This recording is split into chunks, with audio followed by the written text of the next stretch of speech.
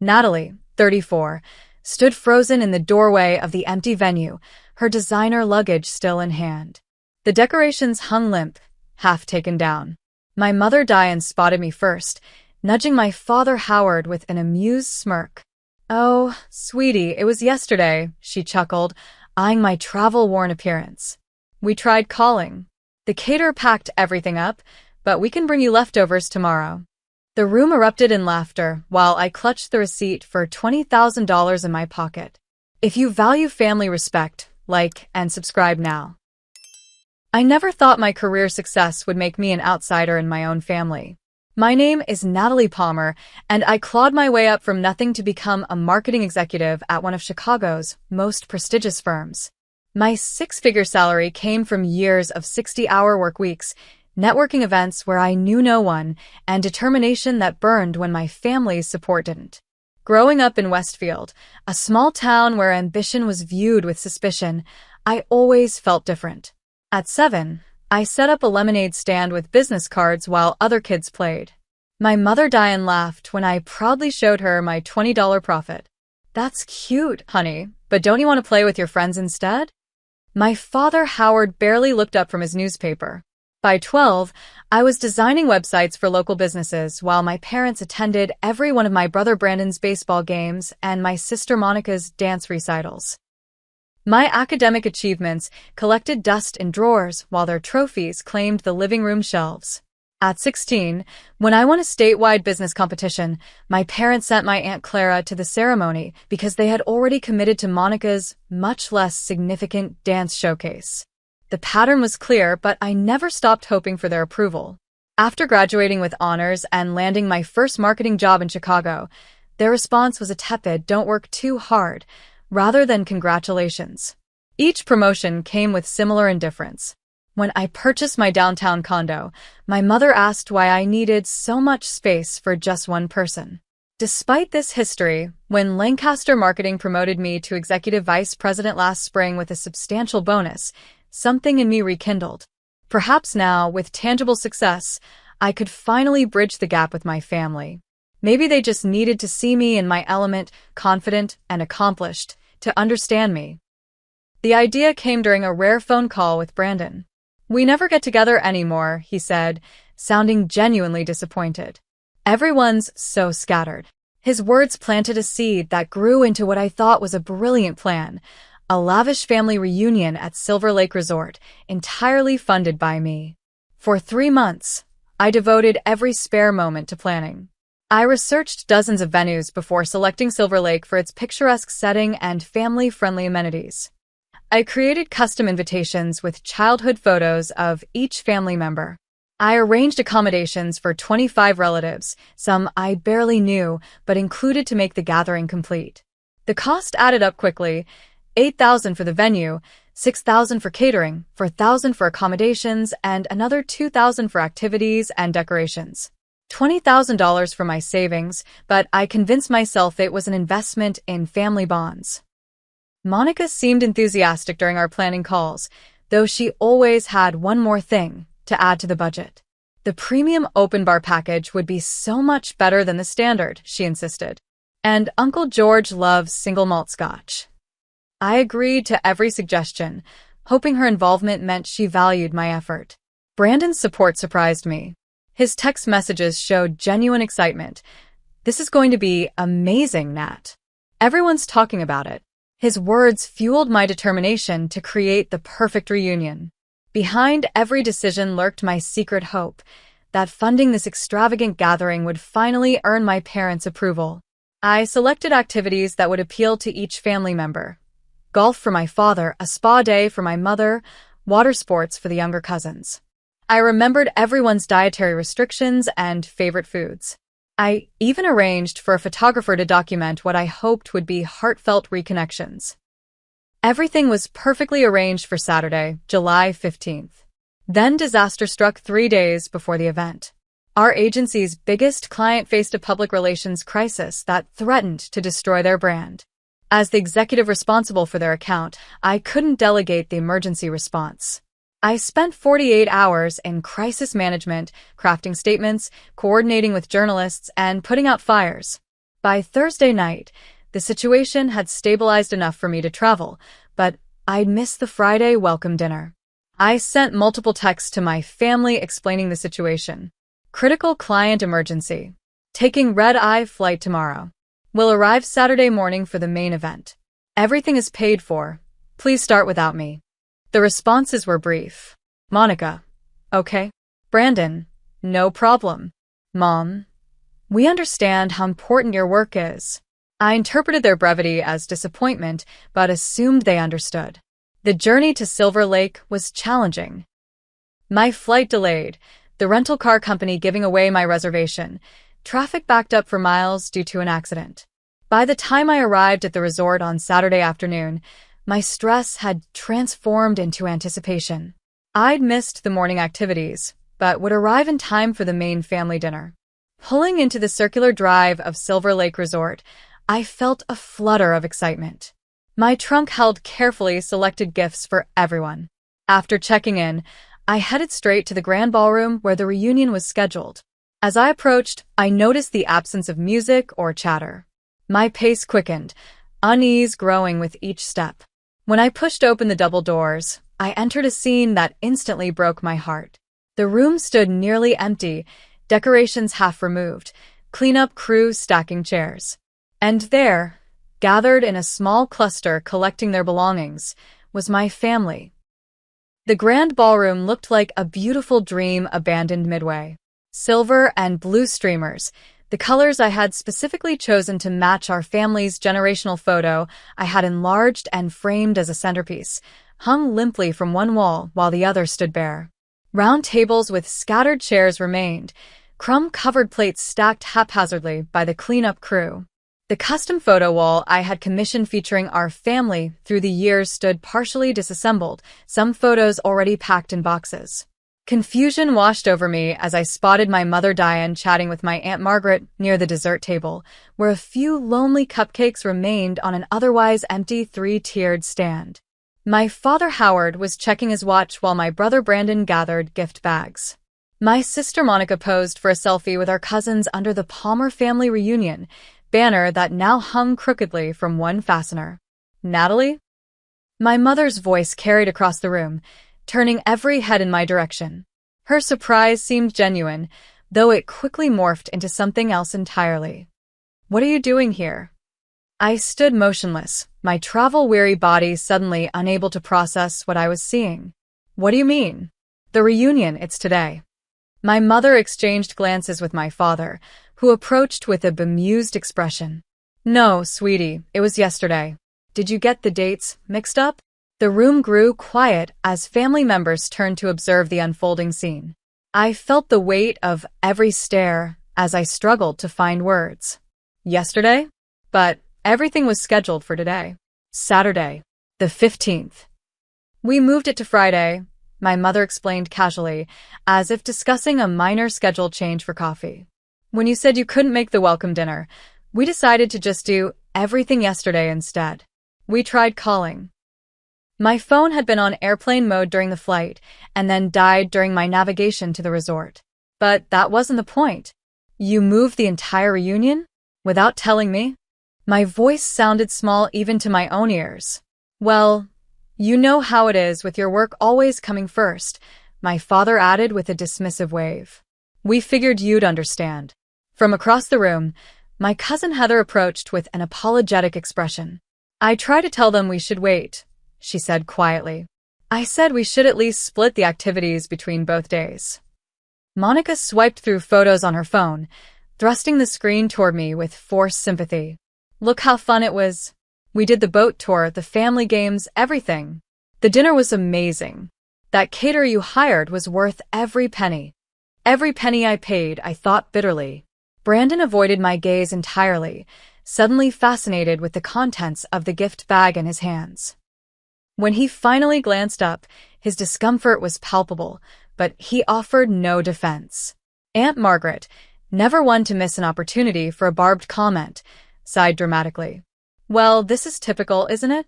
Natalie too busy with her important career to attend a family function. Some things never change. Her words transported me instantly to my 12th birthday. My parents had scheduled my party at the local bowling alley, but when Monica developed the mild cold that morning, they rescheduled everything without consulting me. By the time they remembered to tell me, half my friends couldn't attend the new date. It's not a big deal, my mother had said. At least the people who matter will be there.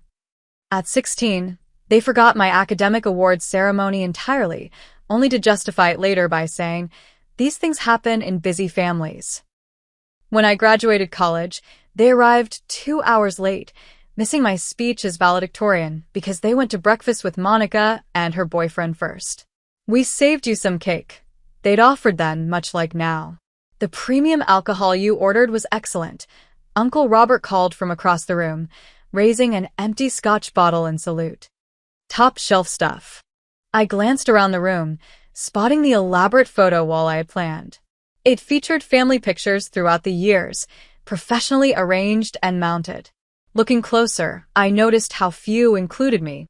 In most, I was either absent or standing at the periphery while Monica and Brandon dominated the center of every frame.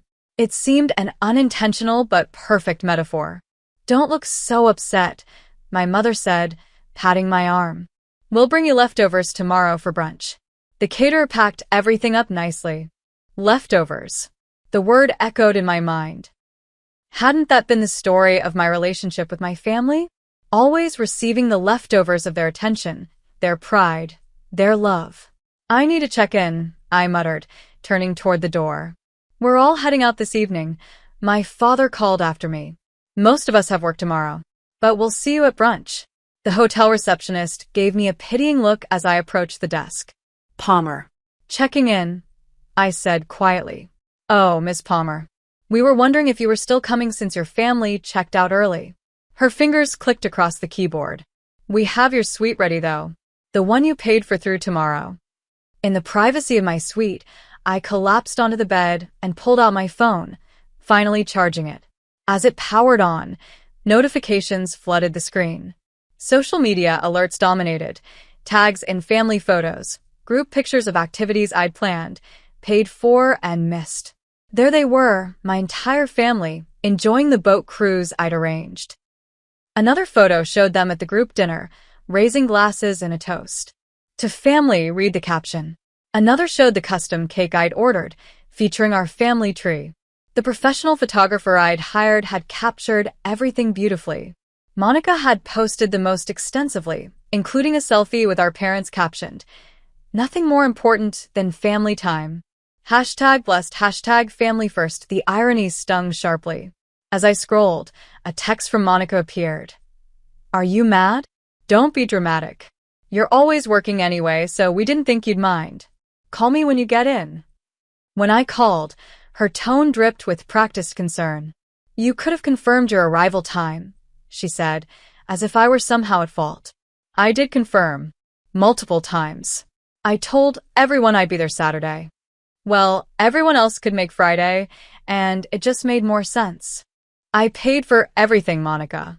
$20,000 for a family reunion I didn't get to attend. "No one asked you to spend that much," she replied defensively. "That was your choice.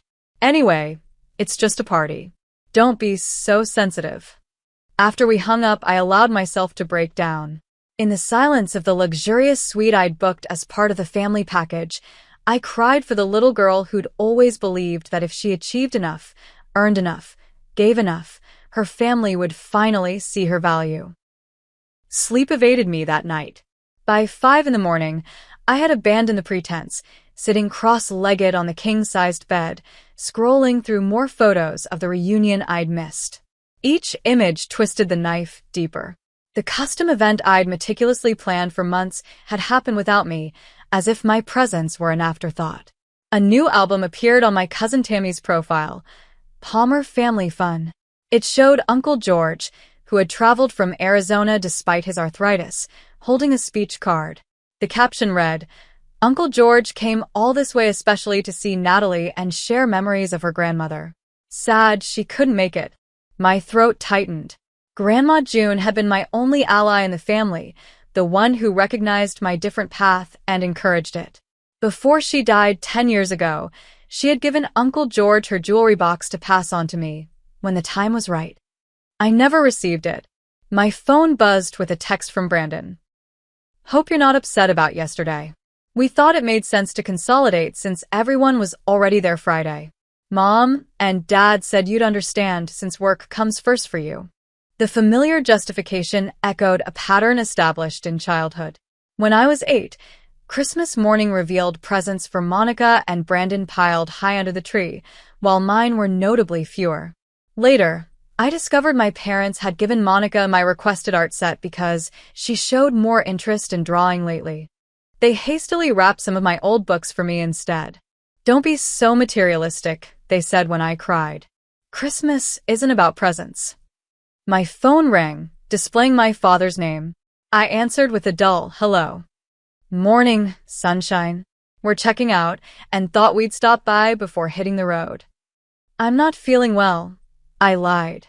Don't be so sensitive, he replied, his go-to phrase whenever I expressed hurt. We'll bring those leftovers by around 10. Your mother packaged up some of everything. Dad, do you understand what happened?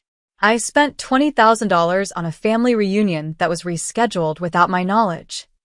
Now, don't exaggerate. It wasn't rescheduled, just consolidated. And no one forced you to spend that money. That's not the point. Look, we'll see you at brunch and talk then. We saved you plenty of food. After hanging up, I wandered down to the hotel lobby, seeking coffee and distance from my thoughts. The young woman at the concierge desk smiled sympathetically. Miss Palmer? I was working yesterday when your family checked out. I'm so sorry about the confusion. What confusion? She hesitated. About the date change. Your sister mentioned you were dealing with a work emergency, but it seemed odd that they changed everything when the cancellation policy is so strict. You still had to pay for everything. My stomach dropped. Wait, what are you saying? Did they know about the cancellation policy? Your mother specifically asked about it 2 weeks ago. We explained that the food, venue, and activities were non-refundable within 14 days of the event. 2 weeks ago. My mind raced. They had planned this switch long before my work emergency.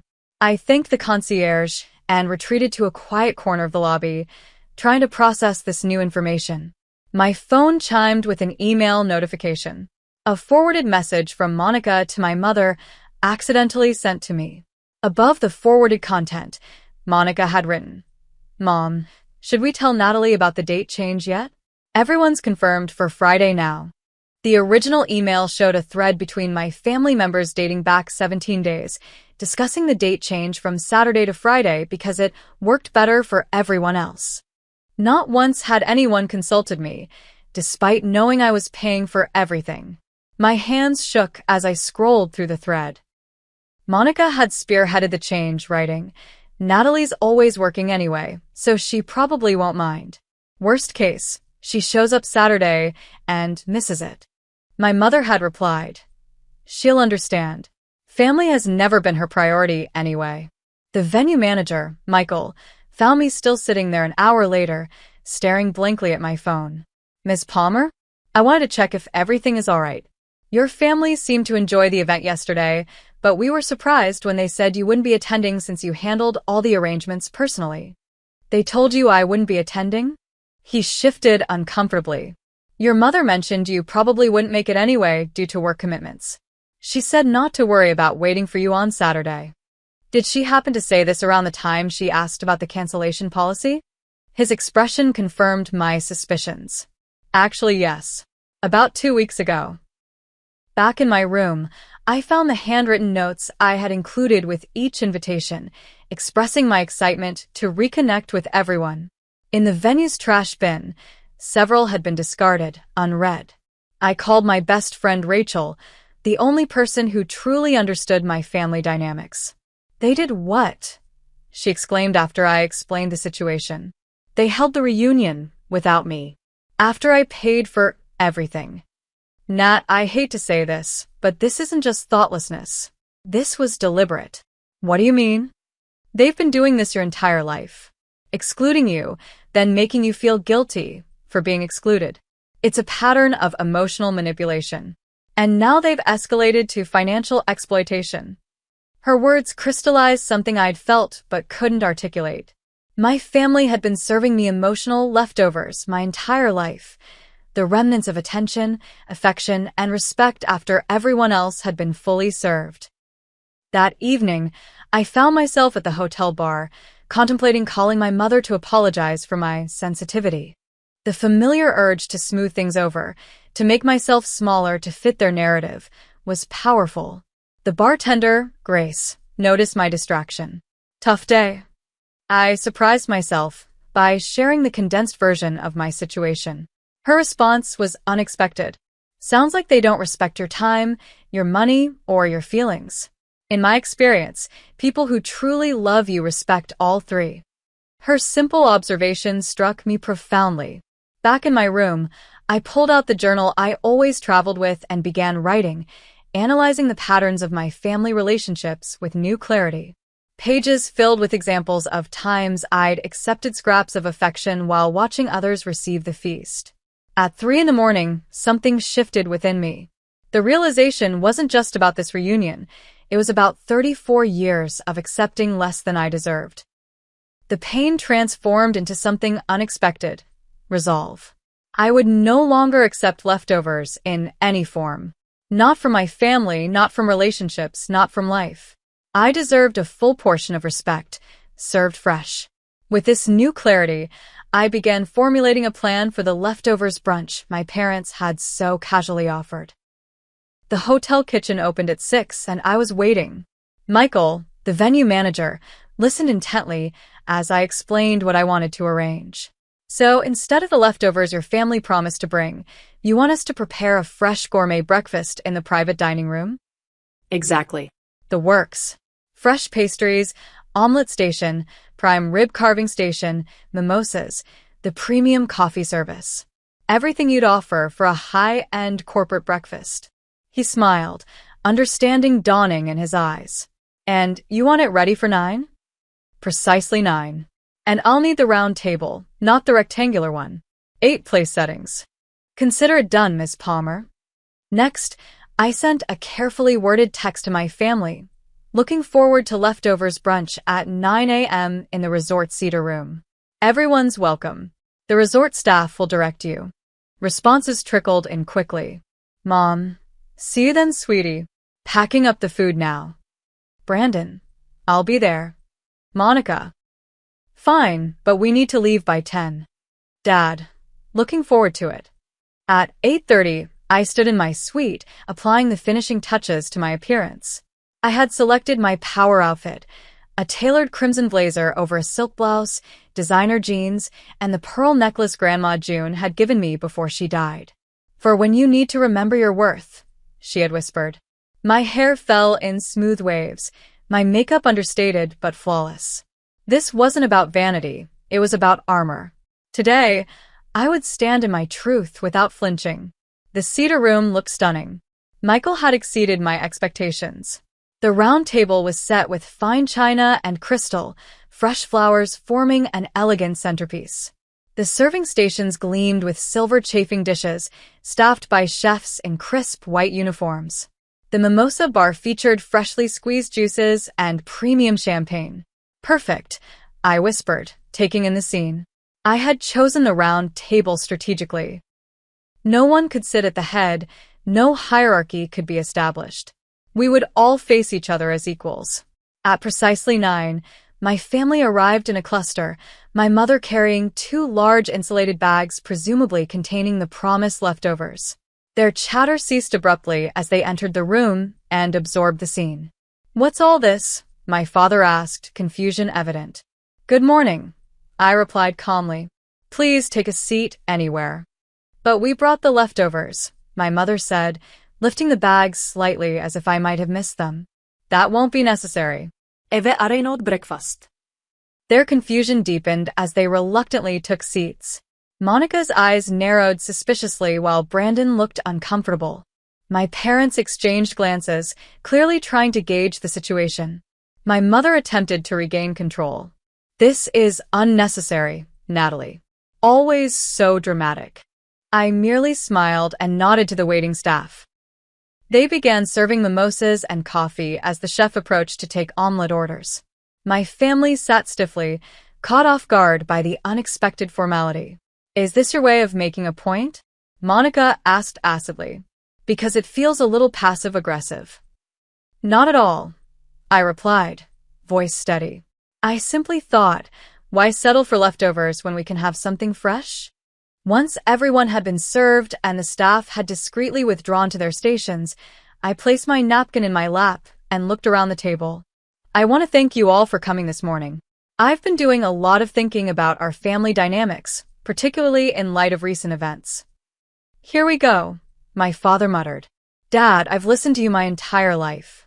I'm asking for 10 minutes of the same courtesy." His mouth closed in surprise at my directness. "For 34 years, I've been accepting emotional leftovers from this family. The scraps of attention after everyone else has been fully served. Yesterday was simply the most literal manifestation of a pattern that's existed since my childhood." I turned to Monica. "2 weeks ago, you began coordinating a date change for the reunion without informing me, despite knowing I was funding the entire event." Her eyes widened. "How did you?" I removed my phone, displaying the accidentally forwarded email thread. "You wrote, and I quote, 'Natalie's always working anyway, so she probably won't mind. Worst case, she shows up Saturday and misses it.'" Brandon shifted uncomfortably while my parents looked stunned. "That was private," Monica sputtered. "So, was the $20,000 I spent on a family reunion I was deliberately excluded from?" I turned to my mother. "You told the venue manager not to expect me, that family has never been my priority. You asked about the cancellation policy, knowing full well I would still be charged for everything." "Now wait just a minute," my father interjected. "I'm not finished." I continued calmly. "What's particularly interesting is discovering that some family members were told different stories. Uncle George was told I canceled. Cousin Heather was told I had approved the date change. Aunt Margaret attempted to interrupt, but I held up my hand firmly. For years, I've accepted being the family outlier. The one whose birthday parties could be rescheduled, whose achievements could be missed, whose presence was optional. I convinced myself that if I just achieved more, gave more, proved my worth more conclusively, things would change. I reached into my blazer pocket and removed the receipts for the reunion expenses, placing them on the table. But what I've realized is that this isn't about what I do or don't do. It's about a dynamic that you're all comfortable with, where Natalie gives and everyone else takes. Where Natalie's time, money, and feelings are considered less valuable than everyone else's. I stood up, placing both hands on the table and looking each family member in the eye. I'm no longer participating in that dynamic. From now on, my boundary is simple. I expect the same respect I give. I expect my time, my resources, and my feelings to be valued equally to everyone else's. My father's face had reddened. "This is ridiculous. We're family." Yes, we are. And that's precisely why this pattern is so harmful. Family should be where we feel most valued, not least. "So, what are you saying?" my mother asked, her voice small. "I'm saying I'm done accepting leftovers. I've donated an additional $20,000 to the Family Therapy Center of Chicago in all of your names. If you're interested in building a healthier relationship with me, that would be a good place to start." I picked up my purse and nodded to Michael, who stood discreetly by the door. "The breakfast is paid for. Enjoy it fresh, not as leftovers. Michael will bring the check for any additional items directly to the table." With that, I walked out, heart pounding but step steady. For the first time in my life, I had refused to make myself smaller to accommodate their comfort. The weight of 34 years of unmet expectations lifted from my shoulders with each step away from the Cedar Room. The gardens behind Silver Lake Resort offered a tranquil refuge. I walked the stone paths, breathing deeply, feeling strangely light despite the intensity of the confrontation I'd just initiated. Near a small pond, I found a bench partially hidden by weeping willows and sat down, allowing myself to fully absorb what had just happened. My phone vibrated with a text from Heather. Whatever you said in there has everyone shook. Monica stormed out. Your parents look stunned. For what it's worth, I've always thought you deserved better treatment. It took courage to stand up to them. Her words validated my actions when doubt began creeping in. Before I could respond, another figure appeared on the garden path. Uncle George, moving slowly with his cane, approached my secluded bench. Mind if I join you? He asked, his voice gentle. Please, I replied, making room. He lowered himself carefully beside me, silent for a moment as he gathered his thoughts. Your grandmother June would have been proud of you today. Tears sprang to my eyes at the mention of Grandma June. You think so? I know so. She faced similar treatment from the family, you know. Her success in business made everyone uncomfortable. They preferred her in a supporting role, not a leading one. This was news to me. I never knew that. She never complained. But she did recognize herself in you. He reached into his pocket and withdrew a small velvet pouch. She asked me to give you this when you were ready to stand in your power. I'd say that time is now. Inside the pouch was a delicate gold bracelet engraved with the words, Your worth is inherent. I clasped it around my wrist, feeling a connection to my grandmother stronger than ever before. Uncle George patted my hand. Not everyone will understand your boundaries. Some might never respect them, but that doesn't make them any less necessary. As he made his way back to the hotel, 3 younger cousins I barely knew approached tentatively. Emma, Zoe, and Lily, all in their early 20s, asked if they could talk with me. What you did in there was amazing, Emma said. We've all felt sidelined in different ways by the family dynamics. The way they treat ambitious women especially, added Lily. I'm starting my own business, and the family acts like it's a cute hobby. Would you consider mentoring us? Zoe asked. We could do monthly video calls or something. Their request touched me deeply. Perhaps my stand could help change patterns for the next generation. We exchanged numbers and made plans for a group call the following month. My phone rang as I returned to my room. Brandon's name flashed on the screen. Natalie, what the hell was that? He demanded, though his voice lacked conviction. That was me establishing boundaries after years of disrespect. You embarrassed everyone in front of the resort staff. I'm not responsible for the embarrassment that comes from having your actions brought to light. A long pause followed. I didn't know about the emails. About them planning the date change 2 weeks ago. But you went along with it without questioning why I wasn't consulted. I guess I did.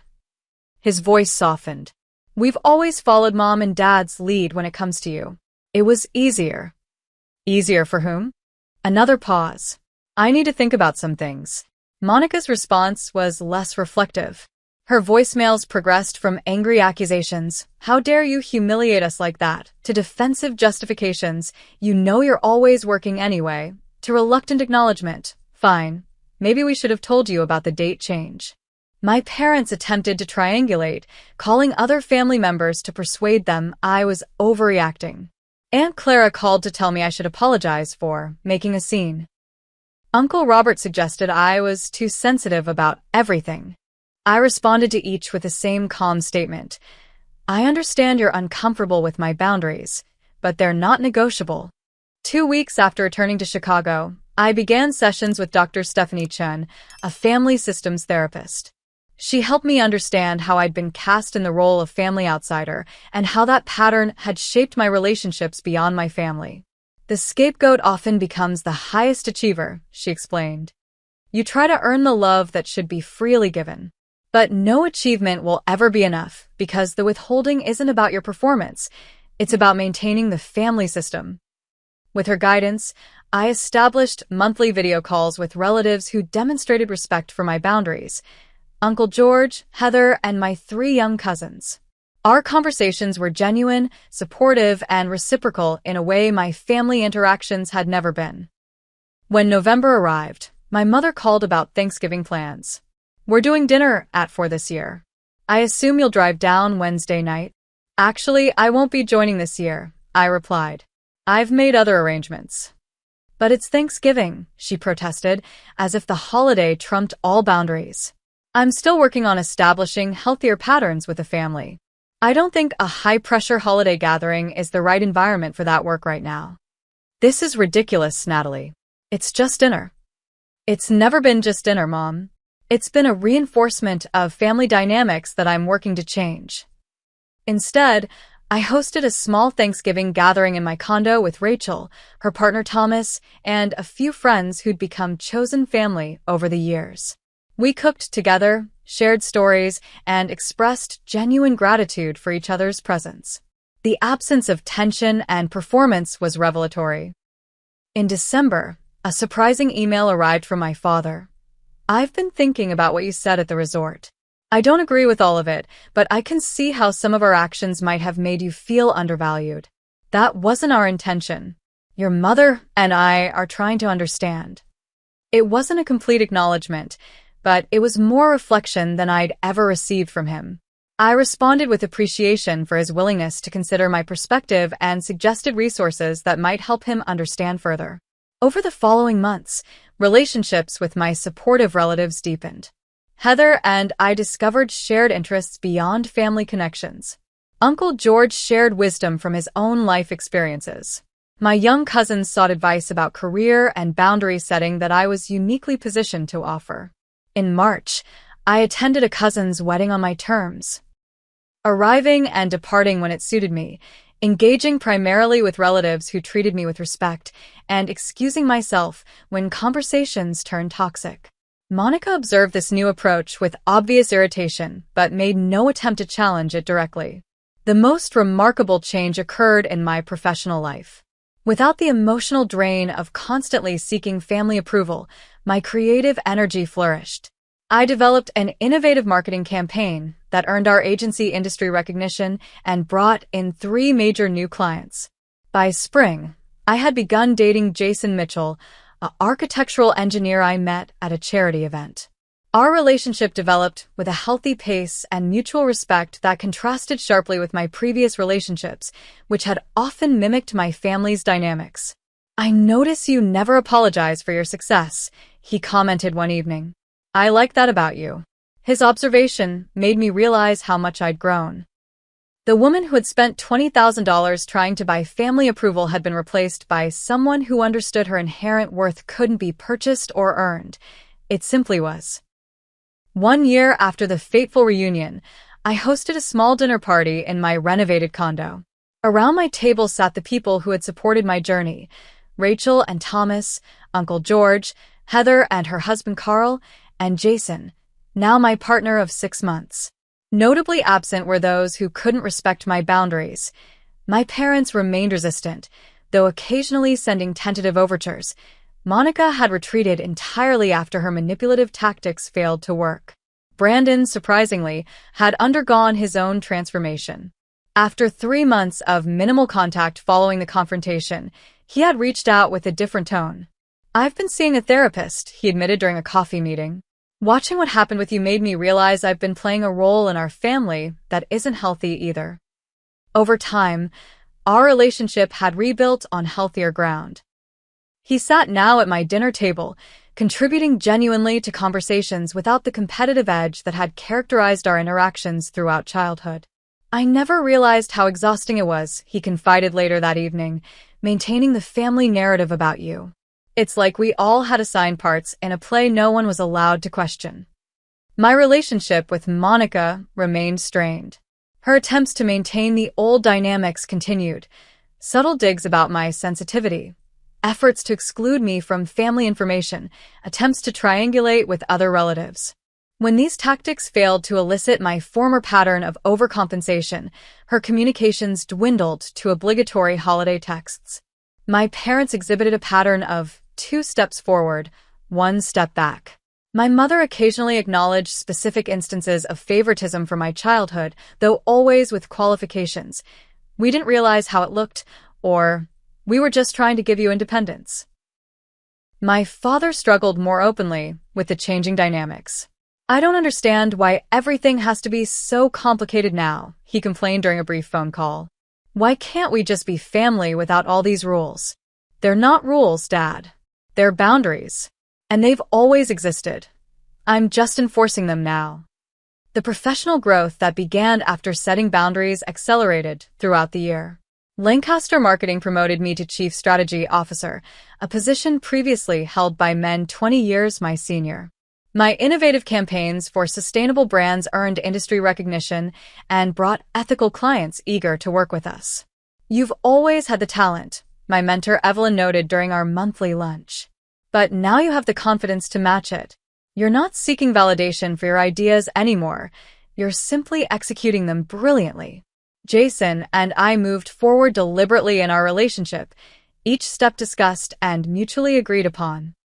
His respect for my career ambitions and emotional needs demonstrated daily what healthy love looked like. When he suggested we consider moving in together after the holidays, the decision felt right, not rushed. During Thanksgiving, I declined another family gathering, instead hosting a small celebration at my condo. Brandon attended, bringing his new girlfriend Allison, who remarked afterward, "Your family stories made me nervous about meeting everyone, but this was lovely. This is my chosen family," I explained. "I'm selective about energy I invite into my space now." That selectivity extended to financial boundaries as well. When Monica called in December asking for a small loan to cover holiday expenses, I declined without guilt or lengthy explanation. "I'm not in a position to lend money right now," I stated simply, ignoring her attempts to trigger obligation. During my final therapy session of the year, Dr. Stephanie noted the transformation in my demeanor. "When you first came here, you were questioning whether you had the right to set boundaries. Now you're maintaining them with confidence." The most surprising part, I admitted, is discovering that the boundaries weren't just for me. Heather tells me her relationship with her parents has improved since she started setting her own limits. And cousin Lily says watching me stand firm gave her courage to do the same with her boyfriend who was pressuring her to abandon her business dreams. In April, I experienced a vivid test of my new boundaries when Uncle George suffered a heart attack.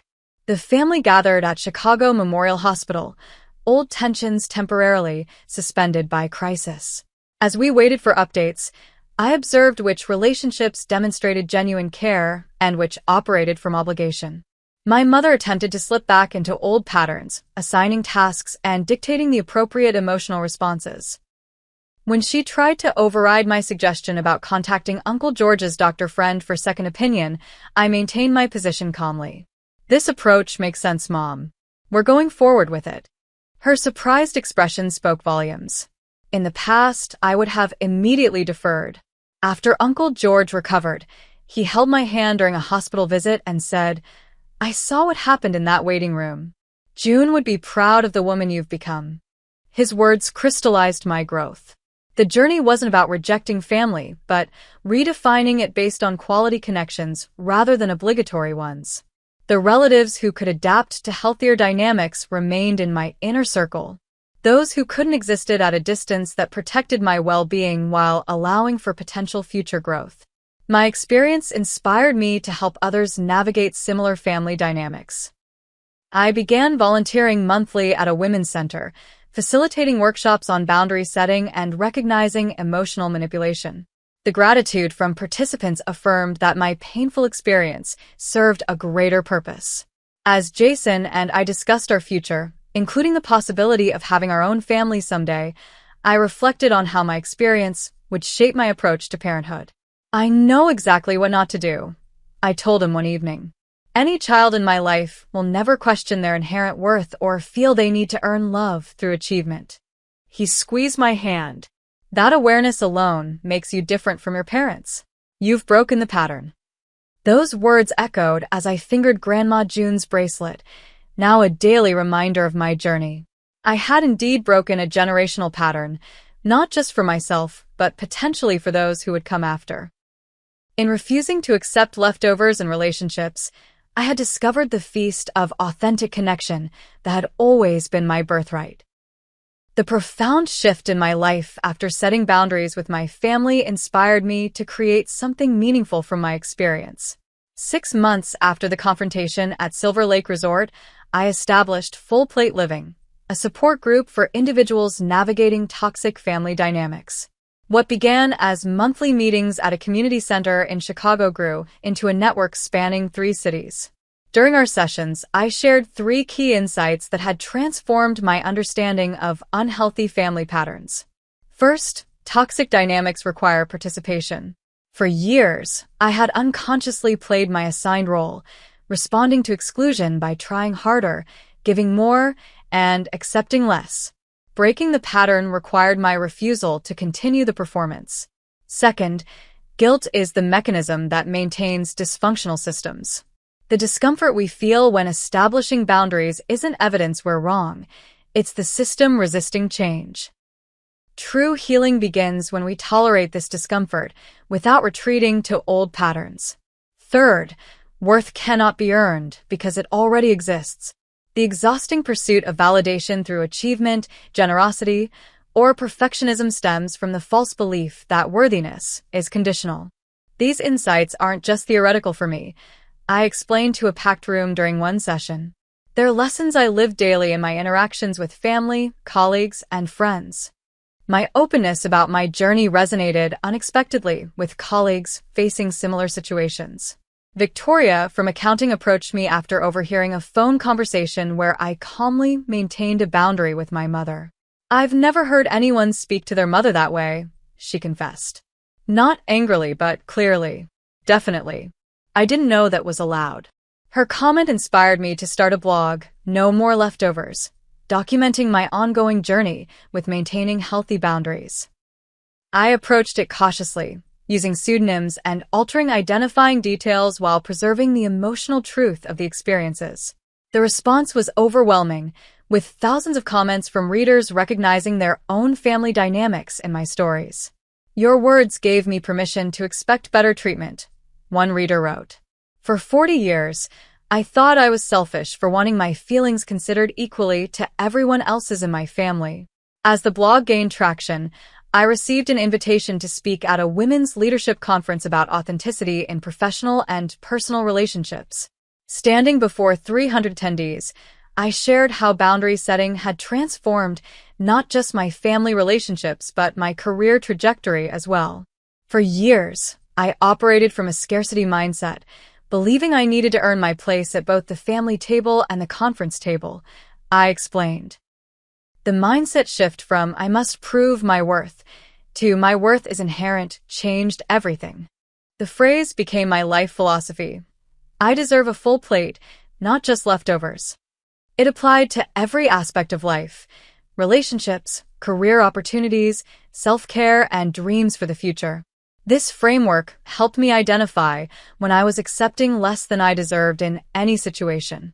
I developed a simple 3-question assessment for relationships. Does this person respect my time?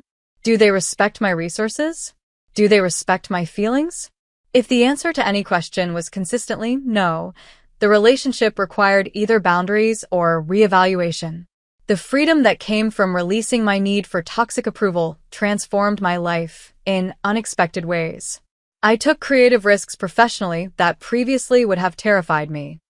I expressed opinions in meetings without first calculating how they might be received. I pursued interests and hobbies for pure enjoyment rather than achievement. As my support group expanded, I recognized patterns in how family systems responded to boundary setting. The initial reaction was almost always resistance, often through guilt, anger, or dismissal. If the boundary holder maintained consistency, the system either adapted or the relationship naturally created distance. The most gratifying aspect of my journey was witnessing its impact on younger family members. Emma launched her marketing consultancy with confidence, turning down family pressure to take a more stable corporate job. Zoe established clear boundaries with her critical mother, transforming their relationship. Lily ended an emotionally manipulative relationship after recognizing patterns similar to our family dynamics. "You showed us another way," Emma told me during one of our mentor sessions. Not just through advice, but by example. When Uncle George celebrated his 75th birthday, the gathering revealed which family relationships had evolved and which remained stuck in old patterns. My parents attended, demonstrating awkward but genuine attempts to respect my boundaries. Monica maintained her distance, clearly uncomfortable with a dynamic she couldn't control. Brandon engaged authentically, having done his own healing work through therapy. Most revealing was observing how different relatives responded when Uncle George publicly thanked me for organizing the celebration and acknowledged my role in bringing honesty to family relationships. Those who had done their own work nodded in agreement. Those still invested in the old narrative shifted uncomfortably. My relationship with Jason deepened as we moved in together, discussing marriage and the possibility of children. "How would you handle it?" he asked one evening. "If our child someday feels like an outsider in their extended family?" The question prompted deep reflection about the family I might someday create. "I'd validate their experience rather than dismissing it," I answered finally.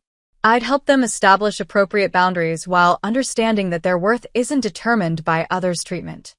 "That's how I know you'll be an amazing mother," he replied. "You've transformed your pain into wisdom." That transformation didn't mean perfect healing or complete resolution with every family member. Some relationships improved significantly, others marginally, and some remained distant. The difference was that I no longer measured my success by whether I could fix these relationships. My well-being no longer depended on their evolution. During a call with Dr. Stephanie, now an occasional consultant rather than regular therapist, I shared this realization. "The most profound shift," I explained, "is that I've stopped trying to earn a place at a table where I was never welcome. Instead, I've built my own table and filled it with people who value mutual respect." "And if your family eventually wants a place at your table?" she asked. "There will always be room for those who can respect the boundaries. But I'll never again accept leftovers in relationships when I deserve a full serving of respect." This journey taught me that family boundaries aren't about rejection but protection. They create the space for authentic connection while preventing harmful patterns from continuing. They're not walls but filters, allowing nurturing energy to flow while blocking toxicity. Most importantly, I learned that my worth was never the variable in the equation of family dysfunction. It remained constant, unaffected by others' inability to recognize it. In embracing this truth, I found not just healing but transformation. Have you ever had to establish boundaries with family members who didn't respect your time, resources, or feelings? Share your experience in the comments below. Your story might help someone else recognize they deserve more than emotional leftovers. Don't forget to like and subscribe for more content about creating healthy relationships and honoring your worth. Remember, you deserve a full plate in every relationship, not just whatever happens to be left over after everyone else has been served.